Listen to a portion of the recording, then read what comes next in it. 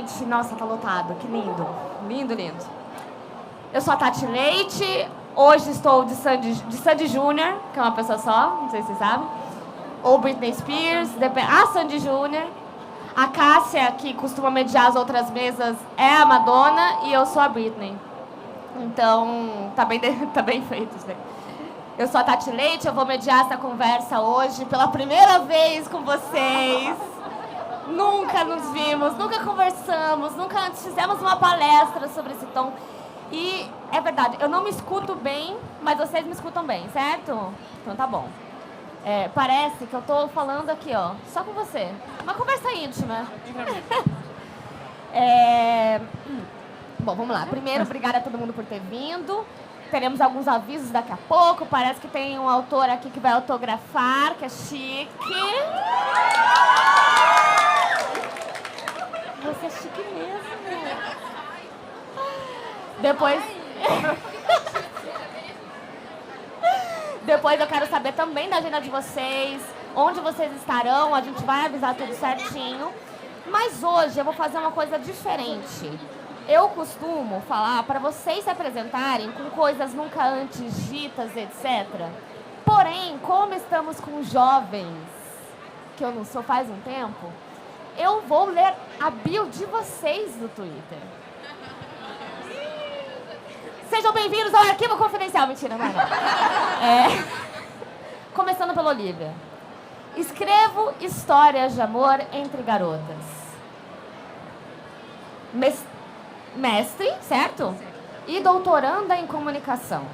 Aí tem um e-mail, aí, né, cada um seu. E arrobas, certo? De Minas Gerais, nascida em 1991. E a quem interessar posta, ela entrou no Twitter em fevereiro de 2010. Ó. Velha guarda do Twitter. Velha guarda do Twitter. Vitor Martins, também não sei se vocês conhecem, esse menino que está aqui do lado. Escritor e tradutor. Se a Casa 8 falasse 1 milhão de finais felizes e 15 dias. Aí o negócio é doido, porque aí ele bota uma bandeirinha dos Estados Unidos. Aí ele bota assim: Here the whole time and this is our place. 11.1.2022. É quando sai lá. Quando saiu lá. Quando vai sair. É 11, porque o mês é o contrário, a burra. Nos Estados Unidos é o primeiro mês. É que, desculpa, eu não falo inglês. Eu não sou americana, eu sou brasileira. Mas chique de doer, né? Até bota em inglês. Agora, Clara Alves. Tudo em inglês, o meu. Arco-íris. Já começa assim. Emoji de arco-íris. Young Adult Author and Queer Princess. Bilíngue, gata. Conectadas e romance real. Representada by Increase. Olha... Não, calma, assim, parece que eu misturei o português e o inglês, né? Só represented. Ela jogou inglês da minha Eu cara acho que eu, inclusive, vou trocar lá e vou botar representada by. Eu achei ótimo. Olha, escritora, ela dela, she/her, claraalves.com. E também entrou em 2010 no Twitter. O que é isso? É um clã? Você achou um clube? A gente é realmente da velha guarda do Twitter. O Twitter surgiu, a gente tava lá. Entendi. E aí, falando em Twitter, eu brinquei que ia ser arquivo confidencial, porque vai ser quase. Há pouco tempo, vocês entraram naquela brincadeirinha de falar sobre o que estava fazendo em cada ano. A senhora fez um só no ano passado. Eu nem lembro desse tweet. Entendeu? Mas vai funcionar, porque a minha pergunta vai ser sobre o crescimento de vocês. A gente está falando aqui, está brincando de idades e etc. O público aqui é bem diferente, tem gente mais novinha, tem gente um pouco mais velha. E aí é muito interessante ver o crescimento de vocês enquanto profissionais do mercado. E hoje a gente também vai falar sobre isso, né? Então, Olivia, em 2017, publiquei meu primeiro conto, escrevi um romance engavetado. Não aconteceu. Não aconteceu. Ele existe, né? Mas assim, ele tá lá. presta. Questões. Questões. Entendi. 2018, escrevi um conto libertador. Sim. É um conto que marcou muito tudo na minha vida, assim. Misteriosa. Misteriosa. Ponto. É. Tá. 2019, primeira coletânea publicada com a editora. Foi com a plataforma 21, Todo Mundo Tem Uma Primeira Vez, com o Vitor. Aí, ó. Mas ele só fala inglês, desculpa. Ah, é verdade. Ele é gringo agora. Tá bom. Ele não se mistura. 2020, escrevi uma dissertação. Sim, grande questões da minha vida. 2021, escrevi um romance e a segunda coleção, né? Coletânea publicada com a editora. Isso. Em 2022, terceira coletânea publicada com a editora. Ai, meu Deus. Aí 2020 foi coletânea da seguinte... Não. Da seguinte, De Repente Adolescente, que estamos com nós os também. dois, De Repente Adolescente, que tem 10 autores. Foi 2021, isso. 2021. Que foi quando eu escrevi um romance. Quer escrever um romance? Escrevi um romance, esse existe. Tá. Aí, em 2022, saiu a coletânea da Rocco, sobre Amor e Estrelas, com Clarinha. Com Clara. E aconteceu uma coisa também, que eu não posso contar. Mistério. Garota misteriosa É o grande... mesmo. Vem aí. Eu acho que você É devia isso. voltar com a coisa de contar segredo na... O que é isso, né? É porque... Calma que a gente vai chegar. E aí, 2022, terceira coletânea publicada com a editora. Que foi a da Rocco, que saiu em maio? Fevereiro. Fevereiro? Ou março. Eu Fevereiro não ou sei, março. saiu o primeiro semestre desse ano. Tá. Então, temos aí uma Olivia que começa com um romance engavetado, um conto engavetado. Um romance Um romance engavetado. engavetado. E termina com a terceira coletânea. Publicada por editora. Tá. Vou perguntar. Peraí. Ai, meu Deus. Clara Alves. 2017. Agora sou agenciada. By. Vai, representada by Increase. 2018. Nenhuma editora quer meu livro. Vou lançar na Amazon. KDP. KDP. Que foi qual? Como reconquistar um amor perdido. Tá. 2019, publico Conectadas pela seguinte. Sim. Que aí... É porque tinha que resumir, né? Mas 2018 foi quando eu vendi Conectadas pra seguinte. Entendi. Mas aí aquele 2019, segredo, né, que a gente fica. A misteriosa que nem a Olivia tá fazendo. Entendi. 2020, meu Deus, sou flop, preciso fazer alguma coisa. Foi quando eu recebi minha prestação de contas que tinha menos 35 livros vendidos. Aí eu fiquei assim, o que eu vou fazer da minha vida agora? Não posso mais ser escritora. Entendi. Aí, de repente, Conectadas 50 mil. 50 mil, galera. 50 mil. Fala sério. Fala sério. De menos 35 para 50 mil. Que isso, cara? O que aconteceu? Você tem quantas mães? 50 mil mães. Por aí. Ou filhas, né? Porque elas Ou me mandam filhas. mensagem assim, me adota. E aí, 2022, você lança seu novo livro. E Conectadas vende mais de 100 mil.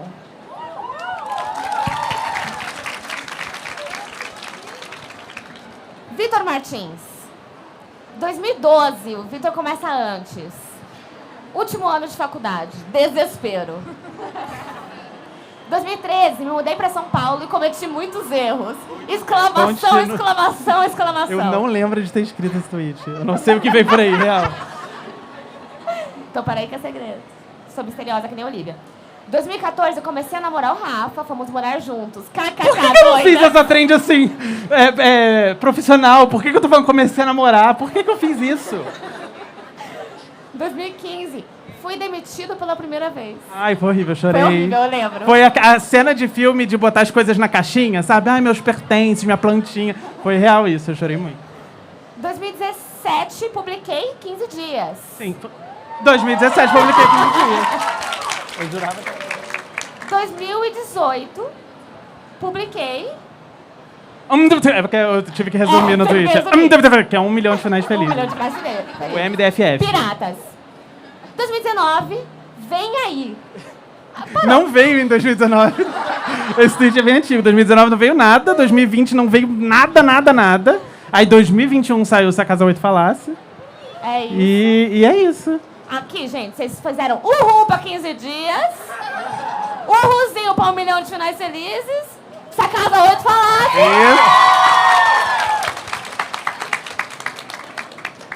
Ou seja, fizemos aqui um retorno no tempo. E aí eu queria saber Primeiro, vocês adolescentes, vocês imaginavam? É uma pergunta muito boba que todo mundo faz, mas ao mesmo tempo a gente vai falar sobre isso hoje, né? A gente está falando de representatividade, a gente está falando de se sentir pertencido, a gente está falando de, sei lá quantas pessoas que estão aqui dando gritinho toda vez que a gente fala uma conquista de cada um. E aí, mano, o que aconteceu aí nesse meio tempo? Como vocês estão se sentindo? Vocês estão bem? Bem, a gente não tá, né? Mas assim, quando eu era adolescente, eu sonhava com isso. Às vezes batia a realidade e falava assim, meu Deus, isso nunca vai acontecer. Mas eu sonhava com meus livros vendendo muito, né? Virando a Thalita Rebouças brasileira. Brasileira, no caso. Não, mas a Thalita não fosse brasileira. A Thalita Rebouças da atualidade, seria isso. Não é porque você tá com um americano aqui entre nós, desculpa. então eu entendi. Pois é. Mas até 2019, até 2020, quando eu vendi menos 35 livros, eu não imaginava que eu fosse estar nesse lugar hoje. Inclusive, foi uma coisa que eu ouvi 2 vezes hoje. 2 leitores que receberam conectadas lá em 2019 na ação do Felipe Neto.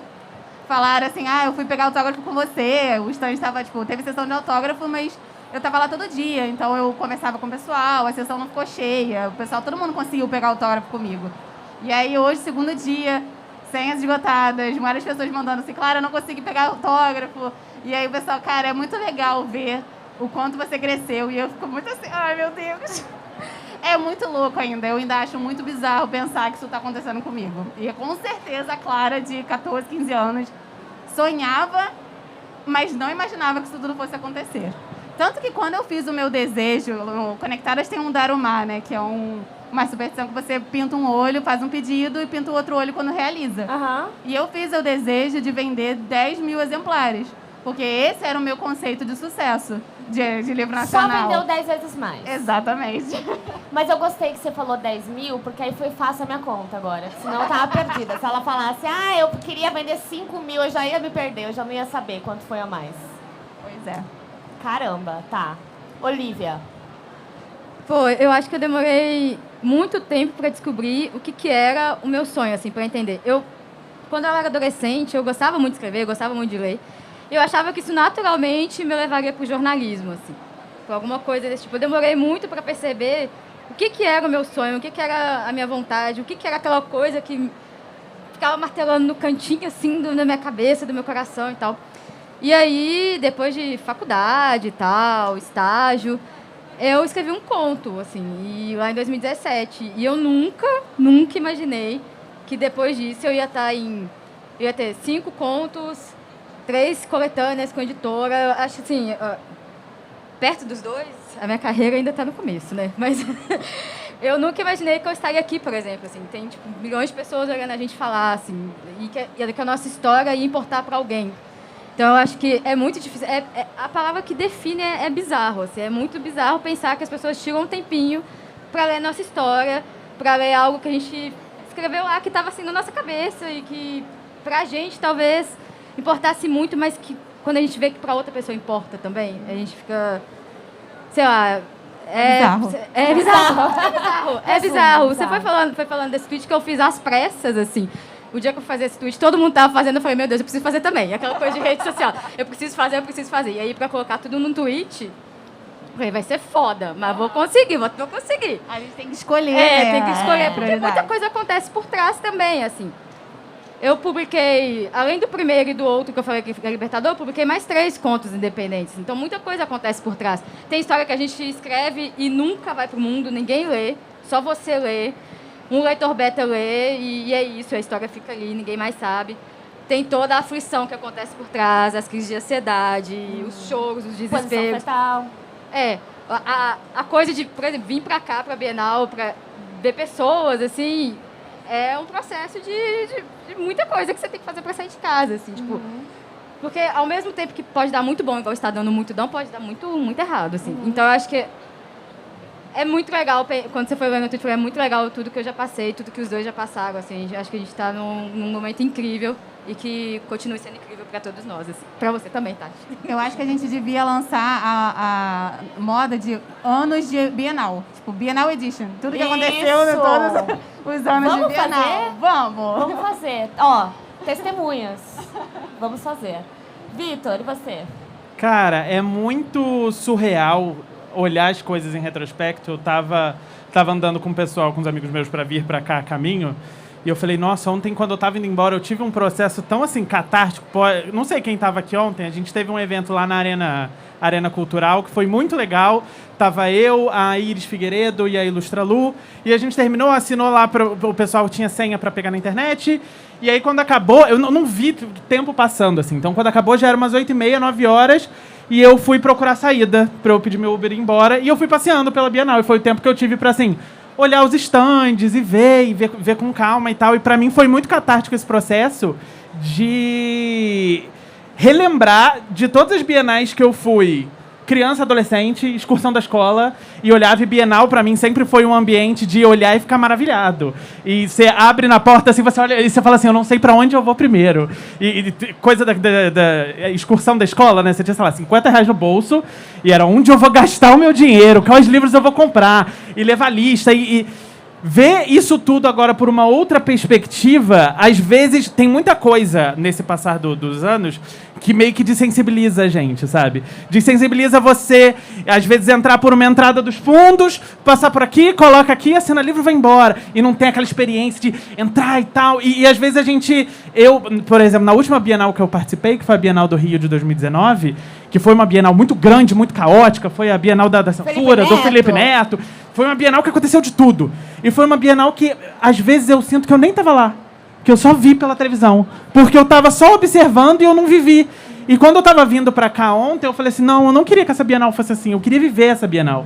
Eu queria estar aqui que nem eu chegando com R$50 no bolso, falando, onde que eu vou gastar meu dinheiro hoje, sabe? Então é muito legal estar nessa outra ponta de percepção e ver, tipo, estar aqui sentado e ver um monte de gente com o meu livro no colo e passar por ali, tem o estante da Globo, tem uma capa do meu livro enorme lá. Ah, não, mas é tudo figurante. Foi tudo contratado pela Amazon, né, pra tirar uma foto bonita. Certo, são vocês. Queria estar no final de semana assim, ganhando um dinheirinho pra figurar na mesa da Amazon. Mas é isso, é muito surreal passar por isso, por essa percepção e ver como, tipo, esse tweet que você leu eu realmente não lembrava de ter feito. Foi só uns highlights, assim, X da minha vida, mas é muito interessante, tipo, como a Clara falou, ver de Bienal para Bienal o que mudou, o quanto a gente cresceu, quantas mais pessoas conheceram os nossos livros e as nossas histórias. Isso é sempre excelente de presenciar. Total. E eu não ia fazer essa pergunta agora, mas vou aproveitar um gancho que você deu dos R$50 para gastar na Bienal. Quem que era o seu Vitor Martins quando você vinha gastar os seus R$50 na Bienal? Quem era a sua Clara Alves? Quem era a sua Olivia Pilar? Cara, pra mim era muito o stand da Galera Record e ver o que tinha sido lançado da Meg Cabot de novidade naquele ano. O que tinha... Ai, saiu o livro novo da Princesa, saiu alguma coisa... Então, pra mim era isso, era ver o que existia de livro adolescente e livro... Na época, assim, comprar meus livros de garotinha, escondido. E pra mim, assim, em Bienal era muito isso. O mesmo. Falou tudo. Era do fã-clube. É isso. Meg Cabot. Eu, inclusive, a minha primeira lembrança de Bienal... A princesa minha brasileira. Pois é, vim trazer a princesa queer. É isso. Acho que a minha primeira lembrança de Bienal, não lembro se eu vim alguma vez antes, mas foi em 2019, para pegar o autógrafo da Meg Cabot. E eu vou contar uma coisa, mas assim, gente, não façam isso. Só podia pegar 3 autógrafos em 3 livros. E aí veio eu, uma amiga e minha mãe. Pra quem não sabe, meu nome é Maria Clara. E aí a minha mãe estava com Maria, a outra estava com Clara e eu estava com Maria Clara. E aí cada uma... Você sabe o que vai acontecer, né? Nessa sessão de autógrafos, prepare-se. Não, mas por enquanto só tem 2 livros, né? Quer dizer, tem de repente Verdade. o Sobre Amor, mas... Tem as coletâneas. Mas por coletâneas, enquanto ninguém restringiu a quantidade de livro, não. Mas era isso, eu levei todos os livros que eu tinha na Meg Cabot pra pegar autógrafo. Então, por gentileza, entra aí, Meg Cabot. Mentira. Ela furiosa. Ela lembra de você, tá? Mentira. E a gente tá falando sobre uma literatura LGBT de maneira geral, né? E aí eu queria fazer a pergunta que eu não quero calar, se vale qualquer personagem LGBT do que nenhum? O que vale mais? Faz sentido? Não faz sentido? É melhor ter personagem LGBT do que não ter at all? Tô falando em inglês pra vocês entenderem melhor. At all. Tradução simultânea. Oi? Tradução simultânea. Quando que é? Tradução simultânea. Tradução simultânea, isso é. Desculpa, é que O ponto, a o ponto tradutora falhou. simultânea tá aqui desse lado falando, eu tô confusa. Então, vale mais um personagem LGBT meio tosco do que nada? Ou é melhor, se é pra ser tosco, nem bota? O que é melhor?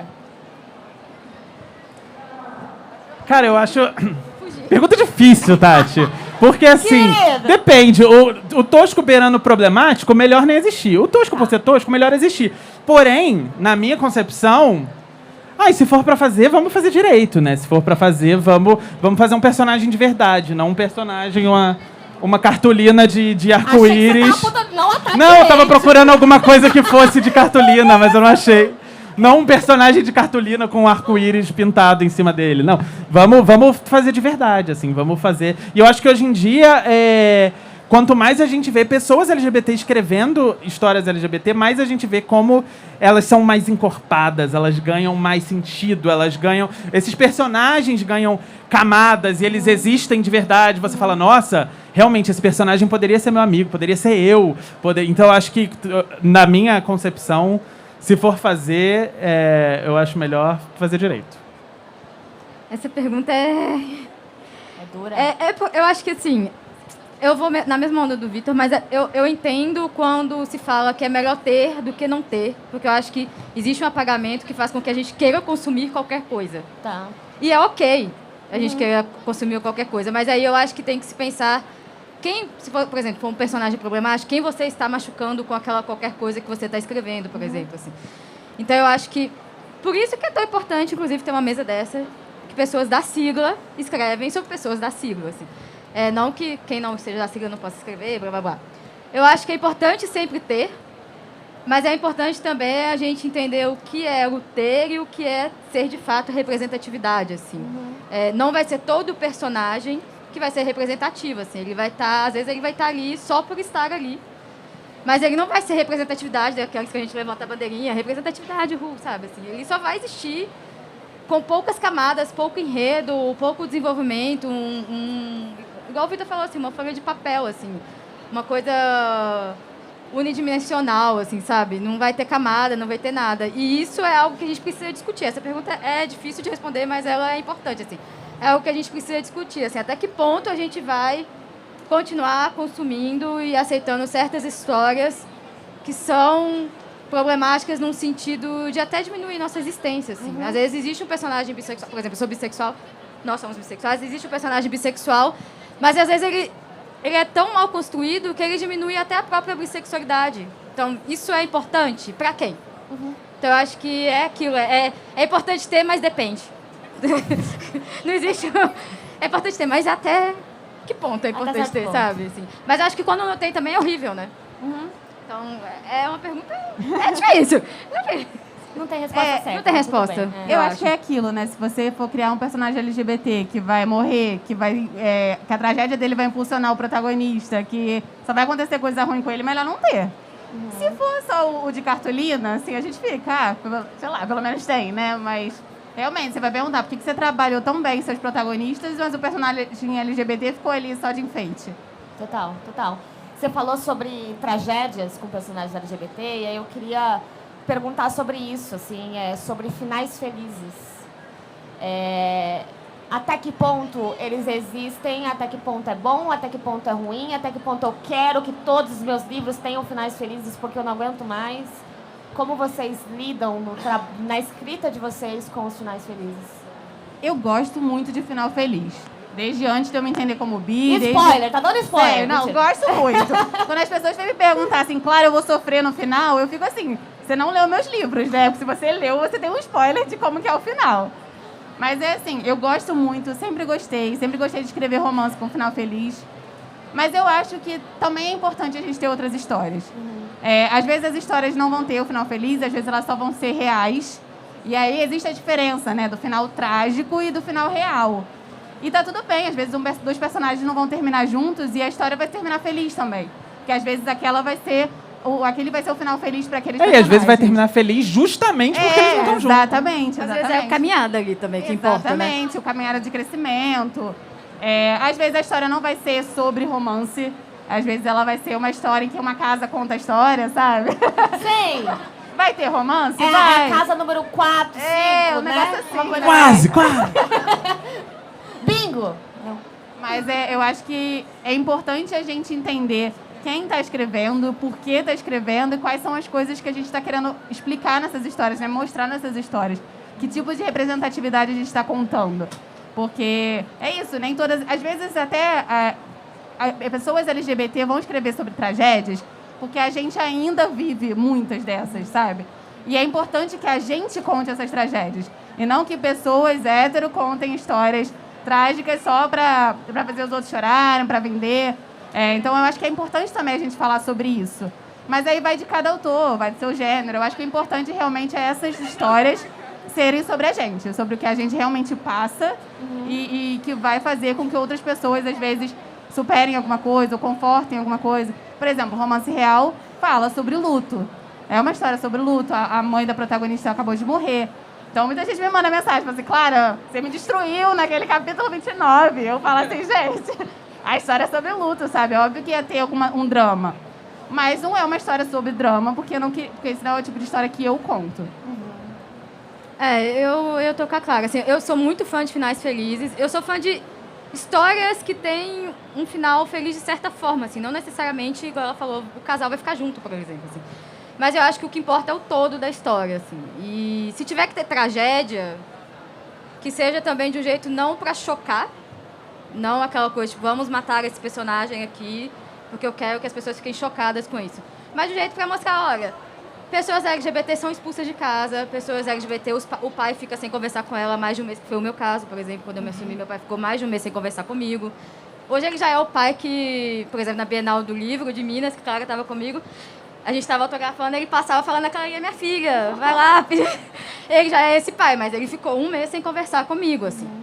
Então, assim, essas coisas acontecem na vida de quem é LGBTQIA+. Não, é muito raro você falar em casa e seus pais falar, ó, que lindo, te amo. Se ele vai falar que te amo, no melhor dos casos vai falar que te amo, te entendo, te aceito, mas vai ficar aquela coisa por um tempo. Clima. Aquele clima, assim. Minha mãe falou justamente, eu te amo, não importa nada. Eu te amo, mas... Mas tem mais. Tem mais, assim. Não é o futuro que ela queria, por exemplo, tal. Mas hoje eu já levo a minha namorada / pessoa que mora comigo para os almoços de família, assim. Então, eu posso contar essa história de um jeito completamente realista, mas ela vai ser triste para quem lê. E no final pode dar tudo certo, assim, mas a caminhada ali, pode ser que alguém fale, eu chorei lendo o seu livro. Eu falei, não é o propósito fazer você chorar, mas eu precisava contar essa história. Então, às vezes, quando eu abordo o racismo, por exemplo, alguns personagens precisam que eu aborde isso, assim. Eu sei que tem muita gente preta que fala, eu não aguento mais história de racismo, mas em alguns momentos eu preciso contar essa história porque é a história que eu quero contar, assim. Até porque faz parte. E faz parte de quem eu sou, de quem eu quero que os meus personagens sejam. Então não dá muito pra fugir disso, assim. Mas às vezes dá também, depende muito do que a gente quer contar. Mas eu sou fã de finais felizes, eu sou fã como a Clara, assim. Acho que nós três, a gente costuma escrever histórias que de alguma forma são felizes, de algum jeito.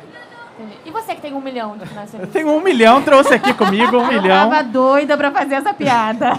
Se juntar. Eu sempre. Eu tava me Eu me segurando. sinto muito tio do pavê com isso, porque às vezes em fila de autógrafo aparece alguém que leva o livro. Esse é meu e esse é do meu amigo, que eu trouxe pra assinar pra vocês. Eu falo, 2 milhões. você trouxe 2 milhões de finais felizes, então.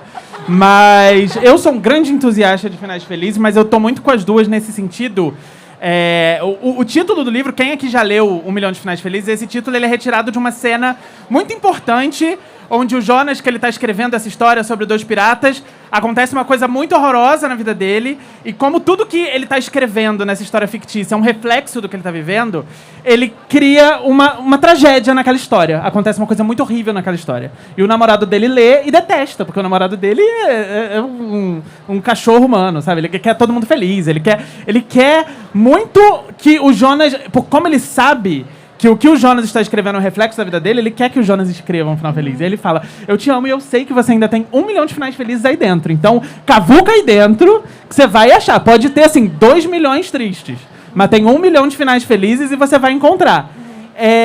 Só que a história do Jonas e as histórias que eu costumo escrever, em Casa 8 tem muito disso também, elas são muito cercadas de uma melancolia que às vezes tem na nossa vivência, que eu acho que é muito isso que a Clara e a Olivia falaram. Ela é necessária, ela existe no mundo real, mas é necessário que a gente escreva do jeito que a gente quer e do jeito que ela é para ser lida, e não para um deleite maluco heterossexual que sente esse prazer em ver a gente sofrendo, sabe? Que nem aquela trend que eu tenho pavor na minha vida, que é aquele livro Uma Vida Pequena, que é aqueles vídeos no YouTube.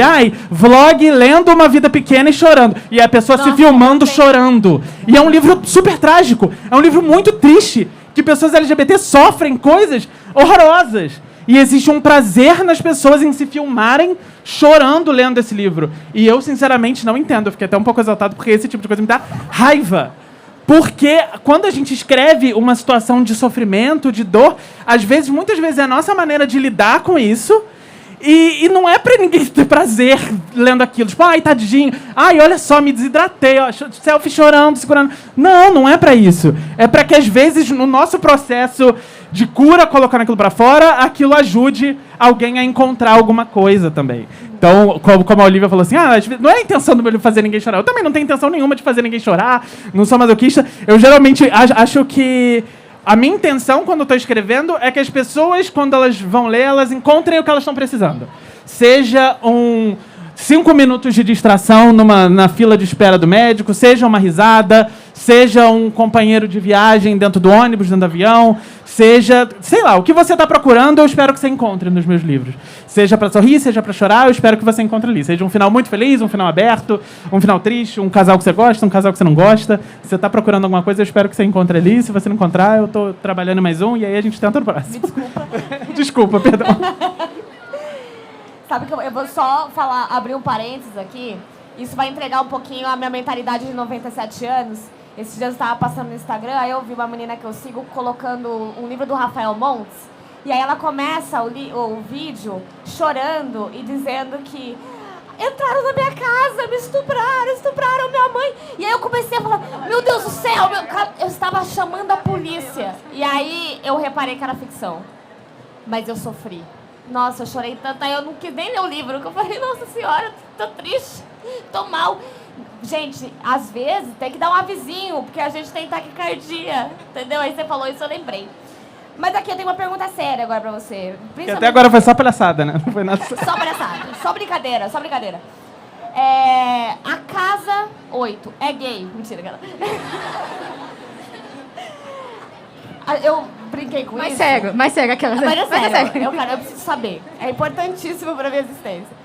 Não, eu quero saber porque vocês estão cansados de serem bipídias e gaypídias? Para quem não entendeu, a Wikipedia, que você entra lá pra saber das coisas. Como que é quando toda vez que alguém vai conversar com vocês, fala, e aí, como que é ser gay, assim? Como que é gay? Desculpa, assim, não sei se você gosta dessa pergunta, mas como que é ser gay? Como que é ser bi, né? Como que funciona? É muito divertido aquela. É ótimo, eu adoro. Eu dobro a barra da calça, tem uns negócios assim. Também tem isso. Vou perguntar daqui a pouco sobre O relógio, né? Tá virando uma cultura. Porque aqui, eu não sei se vocês sabem, isso é raríssimo. Eu tenho um podcast sobre bissexualidade. Então, sempre que eu vou falar sobre bissexualidade, eu vou exaltar os bissexuais. E aqui, somos em 3 bissexuais, gente. 3 bissexuais. É que vocês não estão vendo, desculpa. Somos invisíveis. É invisível, mas a gente tá aqui. Vocês só estão vendo o Vitor, né? Por isso que todo mundo bateu palma quando você falou. Agora é tudo mais sentido. Mas é sério, vocês estão cansados de ser bipídia e gaypídia? Sapatopídia? Eu acho que... Eu não sei, eu sinto que eu ainda fico muito na bolha de pessoas LGBT. Então, no geral, o que acontece mais é eles me perguntarem sobre outras siglas das quais eu não faço parte. Que, sei lá, por exemplo, em Conectadas tem um personagem que é assexual panromântico. E às vezes as pessoas perguntam, o que é assexual? E aí eu vou lá e explico. Mas eu não recebo muita mensagem, não, de tipo, como é ser bi. Mas sempre tem, assim, naquelas lives, as pessoas vão pra você falar sobre ser LGBT. E aí é aquela coisa assim, meio... Você já tem as frases prontas pra falar, né? É isso. Eu também não recebo. Eu acho que quando eu falei pro mundo, aconteceu mais, assim, né? Tipo, mas como que é? Amiga minha falava, mas como que é? Você não sente falta de nada? Eu falava, não. Sente falta do quê? Né? Tipo, falta do quê? Me explica, falta do quê, assim. Eu não viro pras minhas amigas e pergunto, mas como que é ser heterossexual, assim? Então, hétero A vida também é muito sente mais difícil. falta, né? Na verdade. Tem mais coisa pra sentir falta. Eu acho que, assim, no mundo dos livros não tem muitas essas perguntas, assim. Tem mais igual a Clara falou, mas como é ser bissexual nessa economia, pra não falar... pra não falar outra coisa, nessa economia. Aí você tem que falar o que é ser bissexual no mundo, nessa economia. Eu acho que isso. tem uma diferença também quando você escreve, né, personagens bi, e quando você fala, tipo, falar sobre bissexualidade na internet. Porque daí sempre surge aqueles comentários do esgoto, assim, né, que são as pessoas perguntando coisas muito aleatórias. Eu acho que às vezes Você o como que... gay daqui, me responda. Como gay, eu acho que, às vezes, a única coisa que cansa é que a questão do chegou junho, a gente volta a ser chamado pra fazer as coisas. Eu até falei, Então- essa mesa tá marcada no dia errado. A gente não tinha nem que tá falando aqui. Tem que falar... Julho não é Acabou, dia acabou, da gente. falar. Acabou. Arranca os arco-íris, acabou. É. Mas é isso, chega junho, aí brota. Um monte de convite, um monte de coisa, um monte de... Eu falei na minha rodinha do Twitter, agora eu vou revelar pra todos. Recebi um e-mail do comecinho de junho de uma marca de esmaltes querendo fazer um publi pra eu pintar a unha no Stories e falar viva a liberdade. Eu falei, gente, pelo amor de Deus, deixa eu pintar a unha em outros meses também, sabe? Porque é cada coisa que aparece. Então, eu acho que dentro do plano geral, sei lá, se tiver dúvida, a gente tira, a gente conversa, mas eu prefiro que essas conversas existam ao longo do ano inteiro e de maneiras orgânicas e estar participando ali enquanto gay, enquanto bissexual, enquanto seja lá o que for, dentro de conversas maiores, sabe? Pra gente ter uma noção maior disso, porque às vezes a gente participa de muitos eventos grandes e tem ali o núcleo, a mesa gay, a mesa LGBT no geral, enquanto em outros lugares estão se falando sobre sei lá, escrita, sobre estratégias de mercado. E às vezes a gente não está participando dessas outras conversas. Porque a gente está numa rodinha de conversa falando gay, bi, lésbica, sapatão, travesti. E a gente não está participando de outras conversas maiores. Então o que eu sinto mais falta, assim, o que eu acho que é mais necessário é a gente estar ali explicando o que é ser gay nos contextos. Ser gay nisso daqui, dentro do mercado editorial, dentro da Bienal, sabe? Nesse mercado é assim, assim, assim, porque acontece isso. E eu acho que isso que é o importante. A gente está falando disso, mas num contexto maior, e não só no nosso contextinho. Falando em contexto, você tá me dando cada O gancho, ó, jogando gancho. Jornalista, somos todos Vocês combinaram, jornalistas, né, gente? Confessa agora, combinaram. Sim, Combinaram, sim. imaginei. Você... Pode voltar com o microfone aqui, que é tema. A senhora, gente, mestra, tá? Mestra, essa senhora aqui, ó. Significa alguma Doutoranda, coisa? não. Nessa economia? Não significa, né? Nessa dois, você tem uma tese analisando Malhação, certo? E falando sobre representatividade. E aí é muito legal, porque a gente está falando de ser mestrando, ser doutorando, ou até a graduação, TCC, o trabalho de conclusão de curso, qualquer coisa do tipo, do que a gente chama da academia, né? De um lugar que é a universidade. Parece chique, parece sério, né? Não parece que eu posso botar um tweet. Não parece. Aliás, não parece nem que eu possa assistir Malhação. E vocês três têm uma vivência no mercado editorial, com autopublicação, com diversos meios, diversos formatos, né? Não só apenas o livro. Inclusive alguns com vivências em vídeo, em YouTube, em redes sociais, de maneira geral, para além do ser escritor.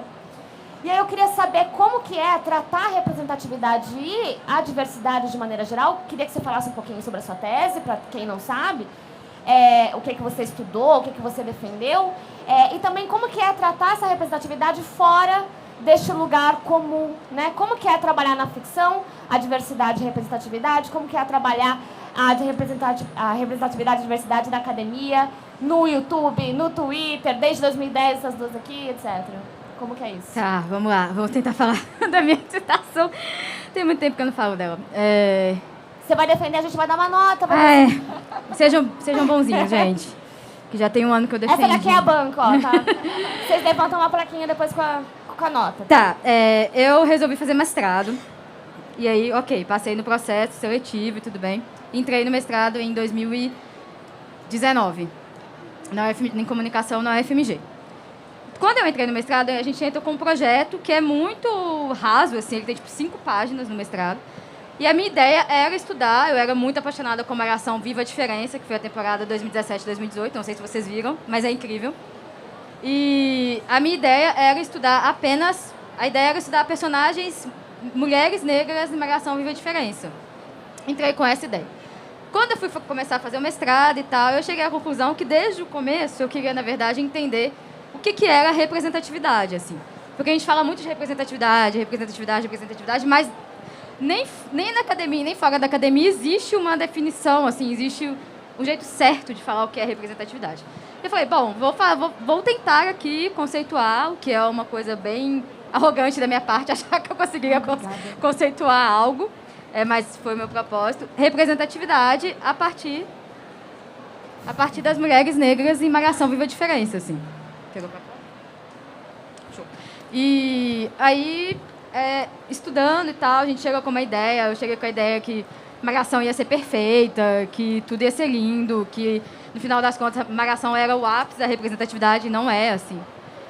Mas aí, resumo da ópera, eu cheguei à conclusão, ainda que muito inicial, né? No mestrado a gente só tem 2 anos e meio para estudar algo, que a representatividade, na verdade, a gente tem o que seria, de fato, o caráter normativo da representatividade, então, o caráter máximo, assim, o que seria a perfeição da representatividade, que muito raramente qualquer coisa chegará nisso, assim. É muito raro se olhar para uma obra, seja de televisão, de livro, de série, e falar, isso aqui vai chegar no caráter máximo da representatividade. É muito raro, mas existe? Eu teria que sentar e... Por exemplo, nem Malhação eu consegui falar que toda Malhação assim. Eu consegui falar que uma das protagonistas, que é a Ellen, que é a protagonista negra, ela é representativa. Mas as outras mulheres negras não tanto, assim. Tá. E aí... Pode falar sobre representatividade e diversidade? Pode. A diferença? Que eu acho que todo mundo quer saber? Diversidade seria aqui, por exemplo, várias pessoas diversas. Uma coisa mais... Mesmo sendo todo mundo contratado. Exato. Uma coisa mais quantitativa do que qualitativa. Não sei exatamente qualitativa, mas assim, é uma coisa mais diversidade. Então, assim, a gente ter vários... Pessoas diversas. Pessoas diversas, exato. E representatividade é para além disso. Então, a minha ideia na dissertação foi diferenciar representatividade de representação. Porque representação seria, por exemplo, a gente está aqui, então eu sou bissexual, o Vitor é gay, tem ali a representação, a gente está ali. Mas é o que a gente estava falando antes, só isso já é representatividade? A representatividade seria a construção desses personagens, por exemplo. Assim, esses personagens, eles têm enredos, eles têm camadas. Ainda que eles tenham uma parte estereotipada, esse estereótipo ele é desconstruído ao longo da trama. Por exemplo, a Ellen, quando a gente vai pegar o enredo dela, ela começa como a menina negra da periferia. E a gente vai pegar esse enredo e pensa, putz, mais um estereótipo de novela da Globo. Mas no final, todo o enredo dela é desconstruído, ela tem tanta história para contar que é representativo. Então a ideia que eu tive foi pensar que a representatividade, a gente tem lá eu fiz várias... Não sei se você conhece aquele teste de Bechdel do cinema. Uhum. Foi baseado nele, só que lá tem 3 perguntas, né? Tipo, existem 2 mulheres no filme, elas conversam entre si sobre mais do que o personagem masculino. E aí eu fiz a representatividade, um teste de representatividade baseado nisso com 6 quesitos, assim. Então, tem que ter o personagem, tem que ter um número mínimo para deixar de ser cota. Esse personagem, ele tem que fugir dos estereótipos ou não, e aí que vai dizer se a representatividade, ela existe, ela está num processo. Entendi. Ou ela se não tiver um personagem, ela é inexistente, assim. Mas ela pode estar no processo, por exemplo. Entendi. Pra quem não sabe, esse teste é basicamente, vou resumir de uma maneira meio ruim, mas vai dar pra entender. É um teste que, assim, todo cineasta, quando lançava um filmezinho, falava, não, meu filme é mega representativo, tem 2 mulheres, Mas aí a mulher, toda vez que aparecia, tava falando de um cara, tava falando sobre sexo, tava falando sobre a dependência dela com o cara. E aí, essas 3 perguntas do teste, certo? Sim. Perguntavam, mas e aí, quando essa mulher aparece, ela fala sobre o quê? Ela existe para além do que ela... Do cara, né? Então, a mesma coisa, possivelmente. E esse teste, tipo, são pouquíssimos filmes que passam até hoje, assim. Pouquíssimos filmes conseguem passar nesse teste de 3 perguntas. E aí, quando eu fui fazer de representatividade, eu pensei, quase nada vai passar. Se a gente for pegar, quase nada vai passar. Mas é um teste que dá pra usar. Tipo, qualquer pessoa que pegar o teste vai entender e vai conseguir aplicar pra qualquer coisa, assim. Essa foi a minha ideia. Não só pra filme, né? Não só pra filme, não. No caso, foi pra Malhação, mas dá pra pegar pra... Foi sobre Malhação e sobre negritude, mas dá pra pegar sobre outra coisa também. Dá pra pegar sobre personagens gays, por exemplo. Dá pra pegar pelos personagens, por exemplo, de Clara e Vitor. Dá pra pegar, né? Romance real. Vamos fazer agora! Vamos fazer agora! E vocês, né? Tem essa. E aí, vocês acham que os personagens de vocês, como que foi retratá-los a partir dessa perspectiva de representatividade e diversidade? Vocês acham que os livros têm mais personagens diversos ou mais representatividade? Como que é isso pra vocês? Eu acho, analisando a partir do mais recente, né, do que da última coisa que eu escrevi, A Casa que eu Gay, publiquei, né? que É foi isso que eu quero falar. até a Casa Gay nesse livro. Então, mas assim, existe uma piada recorrente dentro desse livro que é, meu Deus, todo mundo que mora nessa casa é gay? Porque é uma coincidência muito grande, né, do destino. Mas eu acho que foi o livro em que eu mais me permiti trabalhar personagens diversos em vários aspectos. Personagens diversos em relação à sexualidade, em relação à cor, idade. Idade é uma coisa que eu queria muito trabalhar de maneira mais diversa, porque eu sinto que conforme eu vou ficando mais velho, eu tenho mais interesse em escrever personagens mais velhos. Então esse é o meu livro com mais adulto de todos os livros que eu já escrevi. E por ser um livro que se passa em 3 décadas diferentes, é um livro que me deu muita oportunidade de brincar com muita gente diferente que passa através dessa casa e vive lá, e mora lá, ou é vizinho e entra e faz uma baguncinha lá dentro. Então, eu acho que foi uma história em que eu tive muito essa oportunidade de falar, não, agora vamos fazer coisa diferente, vamos escrever sobre personagens diferentes e histórias diferentes. Eu acho que eu tenho muito orgulho disso no geral. Eu acho que com o tempo eu estou num processo também de criar histórias cada vez mais diversas e mais representativas. Eu tenho muitas críticas com meus primeiros livros, inclusive tem livro que... O meu primeiro livro, tem gente que me manda mensagem, Clara, você não vai voltar a vender ele? Eu falo assim, não, eu não quero mais vender ele, porque ele não me representa mais como autora hoje. Então, isso é um exercício que eu faço comigo mesma também. Tá bom. Eu acho que... E eu sempre bato nessa tecla, eu acho que a gente tem muitas vivências para aprender, para retratar. Porque ser bissexual, por exemplo, do Rio de Janeiro é diferente de ser uma pessoa bissexual de Minas ou, sei lá, do Amazonas, que é diferente de você ser uma pessoa bissexual negra. Então, as pessoas têm muitas vivências e essas vivências, elas precisam ser diversas na literatura também. E eu acho que isso é cada vez mais um exercício consciente que eu estou fazendo, assim como o Vitor. Eu gosto de trazer esses personagens porque eu quero poder trabalhar eles e também me desafiar a entrar nessas vivências, a mudar minha mente, a pesquisar, a ler livros, a sair mesmo da minha caixinha e procurar. Então, eu acho que, sim, é um processo evolutivo. Provavelmente, meus primeiros livros vão ser bem menos representativos do que eles são hoje. E acredito que daqui a 5, 10 anos, os meus livros vão ser muito mais representativos do que os de hoje. Total. A gente tem 15 minutos, eu vou fazer a última perguntinha, aí eu abro para perguntas, também temos alguns avisos sobre autógrafos, etc. Então, vamos só ser sucinto para dar tempo de pergunta da plateia. Queria saber o seguinte, a gente está numa casa, num lugar aqui agora, de autopublicação, né? O KDP, Kindle e etc. Você começou publicando no Orkut, né? Quem que aqui conheceu o Orkut? Quem é da época do Orkut aqui? Só para eu entender a idade. Caraca, tem tipo 5 pessoas. Obrigada. E vocês, até naquela brincadeirinha do Twitter, estavam lá, né? Um romance engavetado. Eu vendi menos 36. E aí nenhuma editora queria e tal. Queria saber sobre esse processo, porque agora vocês são, gente, chiques, globais. Entendeu? O equivalente da minha época é assim que a gente falava quando alguém era chique. Vocês são, cara, em editoras grandes. e ainda continuam publicando também contos em coletâneas, contos só para os fãs, né? Só no Twitter, só não sei onde. Como que foi esse crescimento de vocês na autopublicação, as diferenças, etc. Sei que é uma perguntona, mas um tweet. Cara, eu publico há muito tempo. Eu comecei a escrever, eu tinha 8 anos. Era tipo, eu escrevia pra mim mesma. Minha professora de português revisou e eu tenho o livro impresso até hoje, lá encadernado, bonitinho. Quando eu entrei na adolescência, eu comecei a publicar na internet, então eu comecei no Orkut, falecido, pra quem não conhece, ele é tipo o Facebook de antes, lá de 10 anos atrás.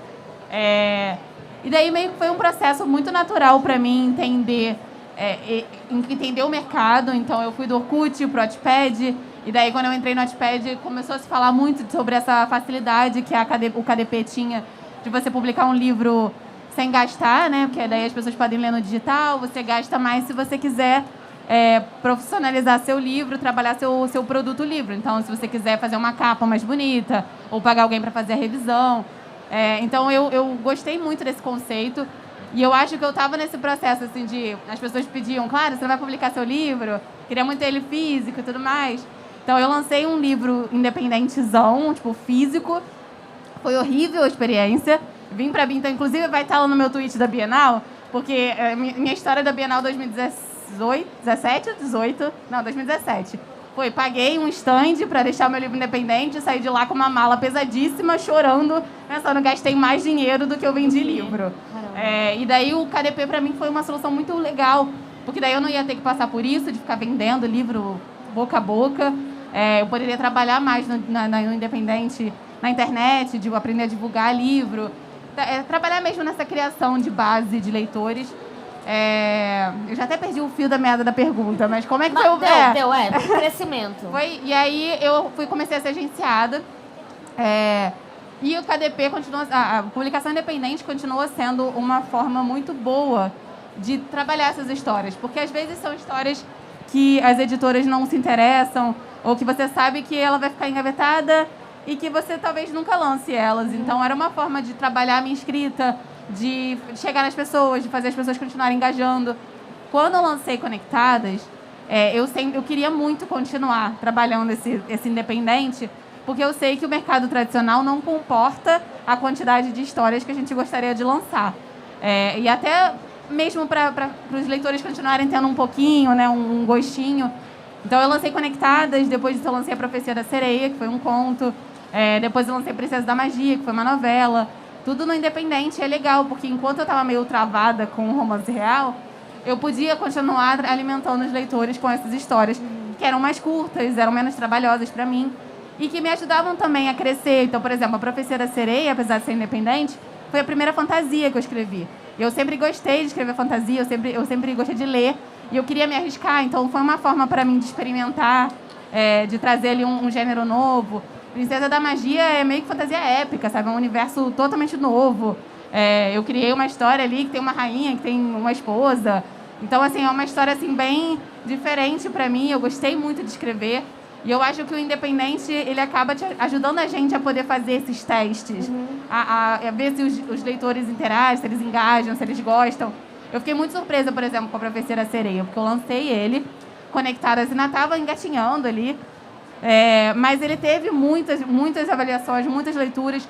E eu percebi assim, nossa, a galera tá querendo ler a fantasia sáfica, né? Elas estão querendo isso. Então foram coisas que eu fui percebendo e que eu acho que hoje talvez eu esteja um pouco menos focado no independente, porque eu tô trabalhando mais a divulgação de Conectadas, romance real, né? Foi um crescimento muito grande para mim no tradicional. Mas eu ainda quero continuar, sabe? As pessoas sempre me pedem que eu escrevi a continuação da Profecia e tem que terminar a Profecia da Sereia. Então eu gosto de trabalhar essas coisas, porque é uma forma também de você presentear os leitores, sabe? Tipo, obrigada por você ter me acompanhado, comprar meu livro, vir aqui, tá lotando o Amazon KDP, sabe? Para assistir minha mesa. Então eu acho que essas histórias também são uma forma de você abraçar os leitores e trazer coisas diferentes. Boa. Quer falar, Lívia? Sem romantizar, assim, porque eu acho que existem muitas batalhas por trás, mas a autopublicação, assim, mudou a minha vida. Eu acho que se eu não tivesse tido aquela pequena coragenzinha lá em 2017 de publicar meu primeiro conto, acho que eu nunca tomaria essa coragem em nenhum outro momento, assim. Então, eu Eu nunca imaginaria que lá em 2017 eu estaria aqui, por exemplo, mas mudou minha vida, porque depois eu publiquei. A autopublicação fez com que editoras me conhecessem e me convidassem para coletâneas, e me botassem coletâneas com a Clara e com o Vitor, por exemplo. Então, assim, quem pode dizer isso no resto do Brasil? Sim. Poucas pessoas podem falar isso. Eu estou em 2 coletâneas com o Vitor e em 2 coletâneas com a Clara. Então, assim, eu acho que a autopublicação fez tudo por mim.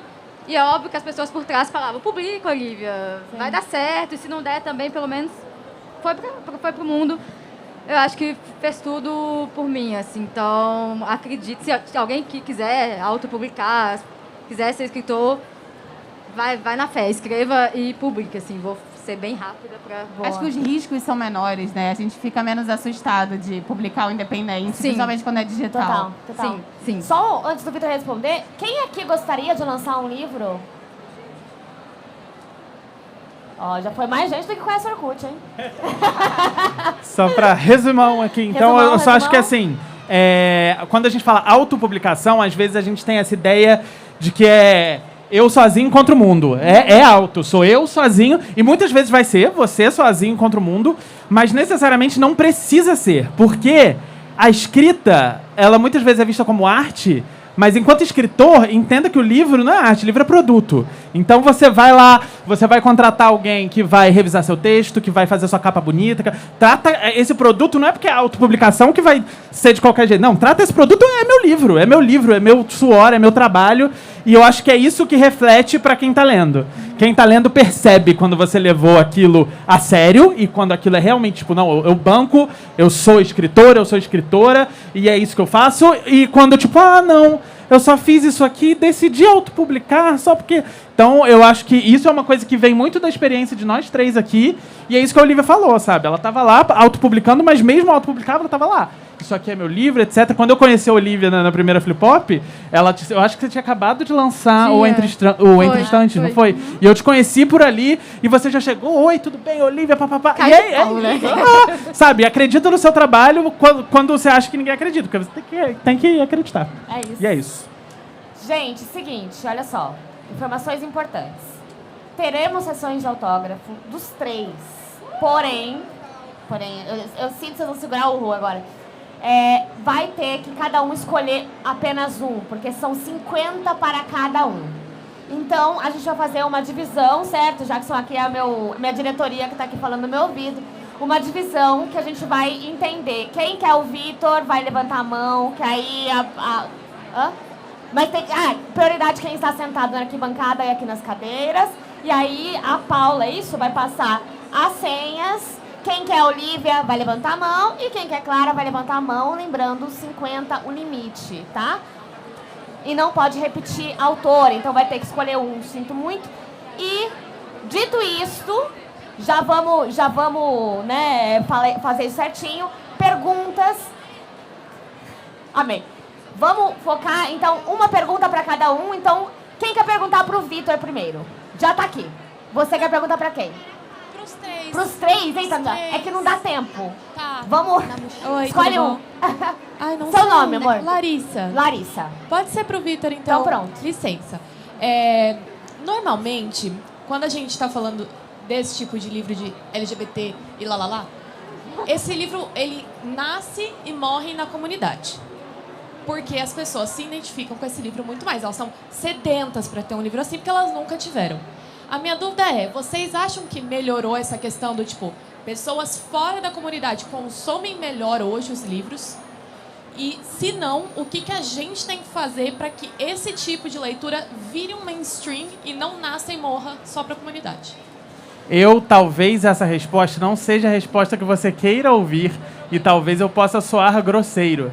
Mas eu não consigo imaginar em um autor hétero sentado escrevendo, pensando como eu posso fazer para esse livro alcançar a comunidade LGBT? Então, eu não vou pensar, como meu livro vai alcançar a comunidade hétero? Não estou nem aí para a comunidade hétero. Com todo respeito a quem é. Tem amigos Tenho que são. Eu tenho pior amigos que são. Tenho amigos que são. Continue comprando o livro do Vitor, gente. Pergunta pra Olivia. Quem quer fazer? Alguém levanta a mão. Que isso? Aqui, ó, pronto.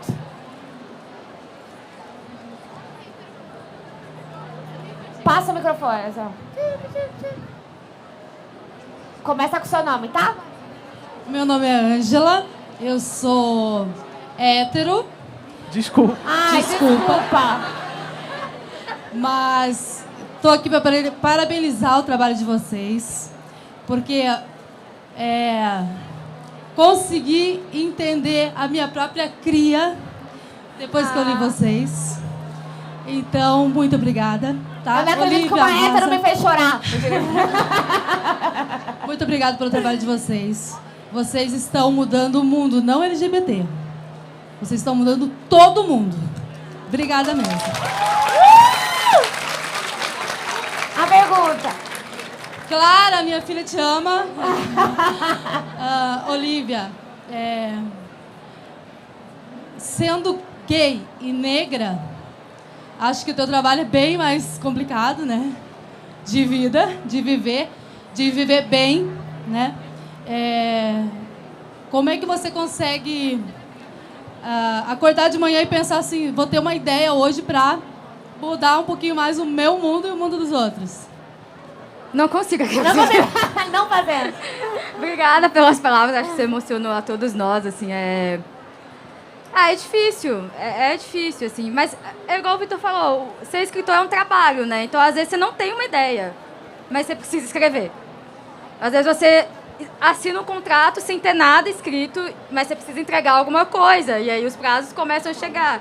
E aí, aquilo que você tinha romantizado lá, quando você era criança, vou aceitar, vou ter uma inspiração e vou escrever. Não acontece, assim, a escrita vira um trabalho, e aí você precisa escrever, e às vezes nem sempre sai do jeito que você imaginou, mas sai, assim. Então, acho que é muito mais aquilo de pegar a escrita como é o que eu amo fazer, mas é também o que eu preciso entregar para o mundo, assim. Então, eu preciso ter mais do que aquela ideia, mas preciso escrever.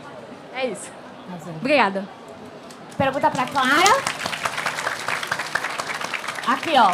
Ixi, lá em cima. Chega. Pode.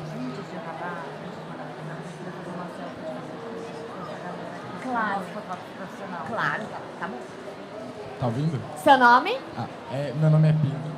Ixi, tá baixo. Fala. Meu nome é Pedro. Pedro. Eu queria saber... Acorda, Pedro. Não, desculpa. Não, Tati. Pelo amor Chega! de Deus. Normal já. Eu queria perguntar como que você faz para tratar de um assunto tão delicado quanto... Como você faz para tratar de um assunto tão delicado como o LGBT, né? Sem saber exatamente você não sabe como é que as pessoas vão reagir ao seu livro, você não sabe qual que vai ser o resultado. Então, como que você lida com isso, sabe? A expectativa de criar algo magnífico. Eu acho que isso é uma pergunta que muita gente me faz sobre como escrever as histórias para as pessoas. E eu sempre respondo assim, eu escrevo primeiro para mim. Então, toda a história que eu escrevo, ela sai de uma coisa que eu quero contar. Daí, como cada pessoa vai reagir a essa história, é outra coisa completamente diferente. Eu não tenho como controlar como cada um aqui vai interpretar. E eu já recebi mensagens muito diferentes. Por exemplo, Conectadas tem um ponto assim, muito delicado, que é sobre catfishing. Então, existem pessoas que não gostam da Raíssa porque ela mentiu. E existem pessoas que leem a história, chegam no final e falam: claro, eu tive muita raiva da Raíssa, mas eu super entendi ela, eu super apoiei ela no final, entendi todo o processo de crescimento dela. E eu não posso julgar quem não gostou do livro por causa disso, sabe? Então, eu acho que, antes de tudo, quando você está escrevendo, você tem que pensar em o que você quer contar e aí você joga pro mundo. E daí, quem gostar da sua história, quem se identificar com a sua história, vai gostar dela, vai te acompanhar, vai querer ler suas outras histórias. Não é uma coisa assim pensada. É claro que a gente, como escritor, como a Olivia falou, né, é uma profissão também. Então, a gente também tem que pensar em coisas mais objetivas, tipo o público-alvo, para quem você está escrevendo. E essas coisas acabam tendo pontos que são específicos, que a gente sabe que, se a gente trabalhar essas coisas, vai ser mais fácil de atingir o público, um tipo de linguagem, uma forma de falar. Talvez um livro em primeira pessoa, ele chega melhor no público jovem do que um livro em terceira pessoa. Mas, no geral, quando você está falando sobre temas sobre representação e representatividade, você não tem como prever. E é por isso também que a profissão escritora ela é muito insegura, porque você pode lançar um livro achando que ele vai ser um estouro e ninguém gostar dele, e você pode lançar um livro que você acha assim, as pessoas, sei lá, eu espero que ele tenha um certo sucesso, que ele venda 10 mil exemplares e de repente ele venda 100 mil, sabe? 100 mil. Então, é uma profissão muito difícil e é muito... a gente não pode pensar em como a pessoa vai reagir. A gente tem que pensar primeiro no que aquela história representa pra gente. É isso. Gente, bate palma! Ela!